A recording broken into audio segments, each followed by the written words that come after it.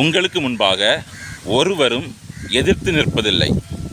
உபாகமம் 11:25.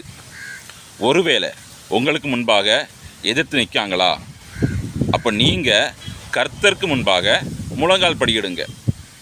இஸ்ரவேல் மக்களுக்கு விரோதமாக மோசேக்கு எதிராக எகிப்து படையே எதிர்த்து நின்னாங்க.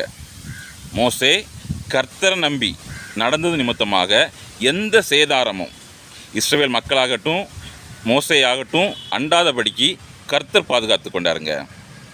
கோலியாத்து வந்து தாவீதுக்கு எதிராக எதிர்த்து நின்னான். ஆனால் தாவீது கோலியாத்தை வீழ்த்தும் வண்ணமாக கர்த்தர் தாவீதோட கூட இருந்தார். தாவீது கர்த்தரை முன்னிறுத்தி சென்றது நிமித்தமாக. நமக்கு முன்பாகவும் ஏற்று நிற்காங்கன்னா கர்த்தர் முன்பாக நாம் மண்டியிடுவோம், அதாவது முழங்கால் படியிடுவோம், ஜெபம் பண்ணுவோம், கர்த்தர்கிட்ட காரியத்தை சொல்லுவோம்.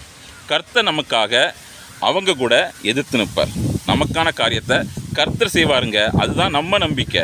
நல்ல எபினேசராய் நடத்துகிற நல்ல தகப்பன் தான் நம் தேவன். கர்த்தரை சார்ந்து நில்லுங்க, கர்த்தர் பார்த்து கொள்வார். ஆமென்.